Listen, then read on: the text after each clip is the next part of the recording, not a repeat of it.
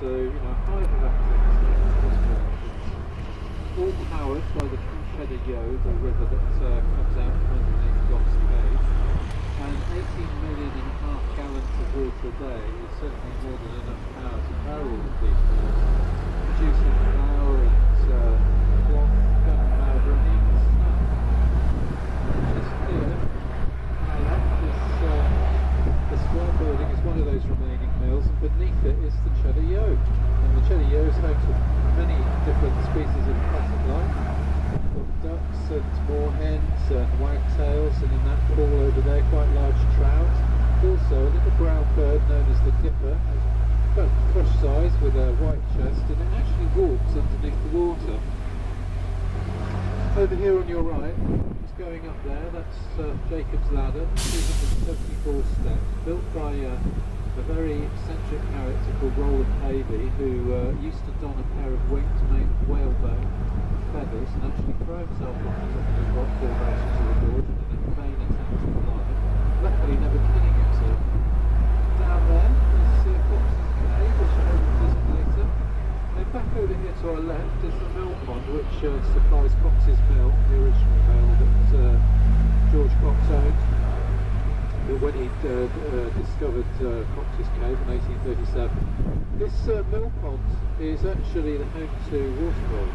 We're very lucky in that respect. Waterfalls, by the way, it's wet ratty into the willows. Waterfalls are such an endangered species because of the amount of being released into the wild, and they've been decimated by that.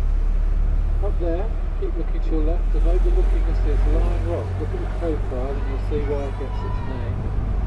And that in turn overlooks Lion Rock House, or as it's better known now, our Museum of Prehistory. It was also the home of Richard Goff, his wife and children. Well, right here, they were excavating Knox Cave, taking Richard Goff and his sons 8 years to work their way right to the back of the cave where the diamond chamber is. So, as we work our way up here, we're actually leaving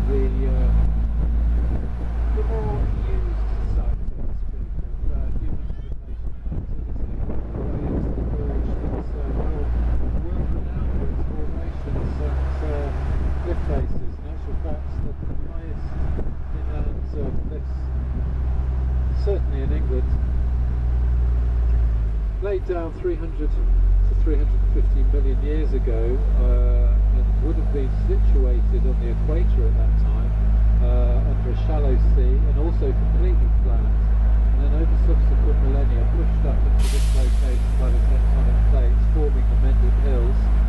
And then the ice ages have occurred, and the ice ages weren't one continuous freeze and then a thaw, but a number of freezes and thaws, each one producing meltwater, which works its way into the fissures, cracks and caves of the limestone, and then working its way into this shape that we're now in. 10,000 years ago, we'd have actually been underwater working our way up a river. Over on your left there is actually the last evidence of industrial activity. That's called landslip quarry. I'm sure you can understand why. It occurred in 1906, that particular landslip, and underneath it is a foreman's cottage or bothy. Luckily without him in it. It occurred on a Sunday, so he was at church, so I'm sure when he rounded the corner and noticed that, counted his blessings. That side of the gorge, 3 years later, in 1909, actually passed into the ownership of the National Trust from Marquis of Bath. The Marquis of Bath still owns this particular side of the gorge, and as a family have done so for over 400 years.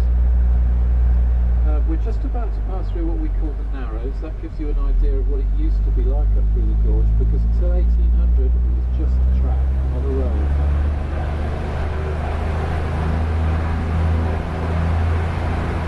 After the goats and the sheep, which are social workers, by the way. I'll tell you a bit more about those in a bit.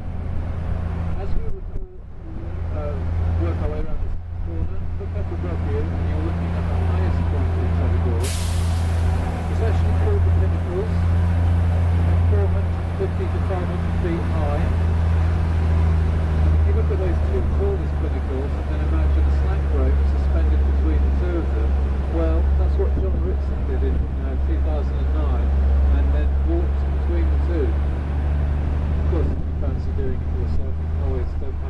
with me later. I'm sure we can organise something. Okay, just up ahead, we're about to turn round. You have seen what I would consider certainly the most spectacular portions of the gorge, although the gorge does carry on in a slightly more shallow way, less of an incline for at least another 2 miles. And